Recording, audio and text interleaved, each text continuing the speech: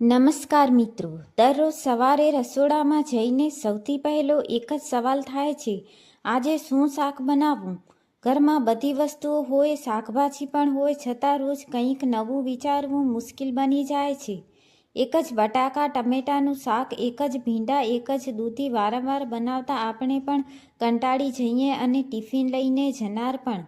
એટલે આજે હું તમારી આ રોજની મૂંઝવણ થોડી સરળ કરવા માટે લાવી છું 8 દિવસના અલગ અલગ શાકના આઈડિયા જે પતિના ટિફિન માટે પણ સરસ રહેશે. આમાં તમે તમારી પસંદ પ્રમાણે રોટલી, પરાઠા કે ભાખરી સાથે કોમ્બિનેશન કરી શકો છો. ચાલો તો પહેલા દિવસથી શરૂઆત કરીએ. દિવસ પહેલો, ભીંડા ડુંગળીનું મસાલેદાર શાક. પહેલા દિવસે બનાવી શકાય ભીંડા ડુંગળીનું મસાલેદાર શાક. ઘણા ઘરમાં ભીંડાનું શાક બને છે, પરંતુ આ રીતે બનાવશો તો સામાન્ય ભીંડાથી થોડું અલગ સ્વાદ મળશે. સૌથી પહેલાં ભીંડાને ધોઈને સારી રીતે સૂકવી લો. આ વાત ખાસ ધ્યાનમાં રાખવી, કારણ કે ભીંડામાં પાણી રહી જાય તો શાક વધારે ચીકણું થઈ શકે છે. હવે ભીંડાને કાપીને થોડું તેલ નાખીને અલગથી હળવું શેકી લો. બીજી કડાઈમાં તેલ ગરમ કરીને જીરું, હિંગ અને બારીક સમારેલી ડુંગળી ઉમેરો. ડુંગળી થોડી લાલ થાય પછી તેમાં હળદર, ધાણા જીરું, લાલ મરચું અને મીઠું ઉમેરો. હવે શેકેલો ભીંડો તેમાં નાખીને ધીમા તાપે બધું મિક્સ કરો. છેલ્લે થોડું લીંબુનો રસ અથવા આમચૂર નાખશો તો સ્વાદ એકદમ સરસ આવશે. આ શાક સાથે ગરમ ફુલકા અને થોડું દહીં ટિફિનમાં આપી શકો છો. દિવસ બીજો, રીંગણ બટેકાનું ભરેલું શાક. બીજા દિવસે બનાવી શકો છો રીંગણ બટેકાનું ભરેલું શાક. આ શાક સામાન્ય રીંગણ બટેકા કરતાં થોડું અલગ લાગે છે અને રોટલી સાથે ખૂબ સરસ લાગે છે. નાના રીંગણ લઈને તેમાં હળવા કાપા કરી લો. હવે તેમાં ધાણા જીરું, મરચું, હળદર, મીઠું અને થોડું બેસનનું મિશ્રણ ભરી શકો છો. કડાઈમાં તેલ ગરમ કરીને જીરું અને હિંગનો વઘાર કરો. પછી બટાકાના ટુકડા અને ભરેલા રીંગણ ઉમેરો. થોડું પાણી છાંટીને ઢાંકણ ઢાંકી ધીમા તાપે પકાવો.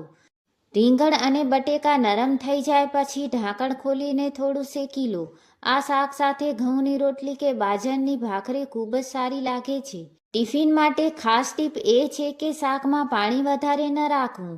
થોડું સૂકું શાક ટિફિનમાં લઈ જવામાં સરળ રહે છે અને રોટલી પણ ભીની થતી નથી. દિવસ 3, દૂધી ચણાની દાળનું શાક. ત્રીજા દિવસે દૂધી ચણાની દાળનું શાક બનાવી શકો છો. જો તમને લાગે કે દૂધીનું શાક હંમેશા એકસરખું જ બને છે, તો આ રીતે ચોક્કસ અજમાવજો. ચણાની દાળને થોડા સમય માટે પલાળી રાખો. દૂધીને છોલીને નાના ટુકડા કરી લો. હવે કડાઈમાં થોડું તેલ ગરમ કરી જીરું અને હિંગનો વઘાર કરો. પછી દૂધી અને પલાળેલી દાળ ઉમેરો. તેમાં હળદર, મીઠું, ધાણા જીરું અને જરૂર પ્રમાણે મરચું ઉમેરો. થોડું પાણી નાખીને ઢાંકણ ઢાંકી દો. દાળ અને દૂધી સારી રીતે ચડી જાય પછી ઉપરથી કોથમીર નાખો. આ શાક સાથે રોટલી અને થોડું દહીં આપી શકો છો. આ શાકની ખાસ વાત એ છે કે દૂધી હળવી હોય છે અને ચણાની દાળથી શાક થોડું વધારે ભરપૂર લાગે છે. દિવસ 4, કોબી વટાણાનું મસાલેદાર શાક. ચોથા દિવસે બનાવી શકાય કોબી વટાણાનું શાક. આ શાક બહુ જલ્દી બની જાય છે, એટલે સવારે સમય ઓછો હોય ત્યારે પણ કામનું છે. સૌથી પહેલાં કડાઈમાં તેલ ગરમ કરીને જીરું અને હિંગ નાખો. પછી બારીક સમારેલી કોબી અને લીલા વટાણા ઉમેરો. હવે હળદર, ધાણા જીરું, મીઠું અને થોડું લાલ મરચું નાખીને બધી વસ્તુ મિક્સ કરો. ઢાંકણ ઢાંકી થોડા સમય માટે શાક ચડવા દો. કોબીને વધારે ગાળી ન નાખવી. થોડી કરકરી રહે તો તેનો સ્વાદ વધારે સારો લાગે છે. છેલ્લે થોડું લીંબુનો રસ અને કોથમીર નાખો. આ શાક સાથે ફુલકા અથવા પરોઠા આપી શકો છો. જો ટિફિન માટે બનાવતા હો તો શાકમાં પાણી ન નાખવું. કોબી પોતે જ થોડું પાણી છોડે છે. દિવસ 5, તુવેર બટેકાનું રસવાળું શાક. પાંચમા દિવસે બનાવી શકો છો તુવેર અને બટેકાનું રસવાળું શાક. આ શાક રોટલી સાથે પણ સારું લાગે છે અને ભાત સાથે પણ. તુવેરના દાણા લઈને તેમાં બટાકાના ટુકડા ઉમેરો. કડાઈમાં તેલ ગરમ કરી જીરું, હિંગ અને થોડું આદુ મરચું ઉમેરો. હવે ટમેટાની પ્યુરી અથવા બારીક સમારેલા ટમેટા નાખો. તેમાં હળદર, ધાણા જીરું, મરચું અને મીઠું ઉમેરો. મસાલો સરસ રીતે શેકાઈ જાય પછી તુવેર અને બટેકા ઉમેરો. જરૂર પ્રમાણે પાણી નાખીને શાક ચડવા દો. છેલ્લે કોથમીર નાખો. પતિને રસવાળું શાક પસંદ હોય તો આ ટિફિન માટે ખૂબ જ સરસ વિકલ્પ છે. સાથે રોટલી અને ડુંગળી કાકડી આપી શકો છો. દિવસ 6 ચણાનું મસાલેદાર શાક. છઠ્ઠા દિવસે બનાવી શકો છો કાળા ચણાનું મસાલેદાર શાક. ચણાને રાત્રે પલાળી રાખશો તો સવારે બનાવવાનું કામ સરળ થઈ જશે. પ્રેશર કુકરમાં ચણાને બાફી લો. હવે કડાઈમાં તેલ ગરમ કરીને જીરું અને હિંગનો વઘાર કરો. તેમાં ડુંગળી અને ટમેટાનો મસાલો તૈયાર કરો. હવે હળદર, ધાણા જીરું, લાલ મરચું અને થોડું ગરમ મસાલો ઉમેરો. બાફેલા ચણા નાખીને વધુ સારી રીતે મિક્સ કરો. જરૂર હોય તો થોડું પાણી નાખીને થોડીવાર પકાવો. છેલ્લે કોથમીર અને લીંબુનો રસ ઉમેરો.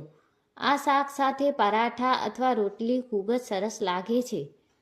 અને જો બીજા દિવસે ટિફિનમાં શું બનાવવું તેની ચિંતા હોય તો બાફેલા ચણા થોડા વધારે બનાવીને ફ્રીજમાં રાખી શકો છો.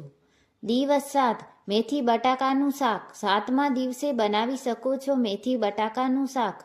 મેથીનું શાક સ્વાદમાં થોડું કડવું લાગતું હોય તો તેમાં બટાકા ઉમેરવાથી તેનો સ્વાદ સંતુલિત થઈ જાય છે. સૌથી પહેલાં મેથી સાફ કરીને બારીક સમારી લો. કડાઈમાં તેલ ગરમ કરી જીરું અને હિંગ નાખો. પછી બટાકાના નાના ટુકડા ઉમેરો. બટાકા થોડા ચડી જાય પછી તેમાં મેથી ઉમેરો. હવે હળદર, ધાણા જીરું, મીઠું અને જરૂર પ્રમાણે મરચું ઉમેરો. ઢાંકણ ઢાંકી ધીમા તાપે પકાવો. મેથી બરાબર ચડી જાય અને બટાકા નરમ થઈ જાય એટલે શાક તૈયાર. આ શાક સાથે બાજરીની ભાખરી અથવા સાદી રોટલી ખૂબ જ સરસ લાગે છે. મેથીનું શાક બનાવતી વખતે એક નાની ટીપ: મેથીને બહુ વધારે સમય સુધી ન રાંધવી. વધારે રાંધવાથી તેનો રંગ અને સ્વાદ બંને બદલાઈ શકે છે. દિવસ 8 મિક્સ શાક. અને હવે 8મા દિવસે બનાવો મિક્સ શાક. જ્યારે ઘરમાં થોડા અલગ શાકભાજી બચ્યા હોય ત્યારે આ શાક સૌથી વધારે કામનું છે. તમે તેમાં બટાકા, ગાજર, વટાણા, ફણસી, કેપ્સિકમ, કોબી અથવા ઘરમાં જે ઉપલબ્ધ હોય તે ઉમેરી શકો છો. કડાઈમાં તેલ ગરમ કરીને જીરું અને હિંગનો વઘાર કરો. પછી જે શાકને ચડવામાં વધારે સમય લાગે તે પહેલાં ઉમેરો, જેમ કે બટાકા અને ગાજર. થોડીવાર પછી ફણસી, વટાણા અને કેપ્સિકમ ઉમેરો. હવે તેમાં હળદર, ધાણા જીરું, મીઠું અને મસાલો નાખો. ઢાંકણ કાઢી ધીમા તાપે શાકને ચડવા દો. છેલ્લે લીંબુનો રસ અને કોથમીર નાખો. આ મિક્સ શાક સાથે પરાઠા, ફુલકા કે ભાખરી ત્રણેય સરસ લાગે છે. અને સૌથી મોટી વાત એ છે કે ઘરમાં બચેલા થોડા શાકભાજીનો પણ ઉપયોગ થઈ જાય છે. તો મિત્રો, હવે દરરોજ સવારે આજે શું શાક બનાવવું એવી મૂંઝવણ કરવાની જરૂર નથી. આ 8 દિવસ માટે તમે 8 અલગ શાકનું આયોજન કરી શકો છો. એક દિવસ ભીંડા ડુંગળી, બીજા દિવસે રીંગણ બટેકા, ત્રીજા દિવસે દૂધી ચણાની દાળ, ચોથા દિવસે કોબી વટાણા, 5મા દિવસે તુવેર બટેકા, છઠ્ઠા દિવસે ચણાનું શાક, 7મા દિવસે મેથી બટાકા અને 8મા દિવસે મિક્સ શાક.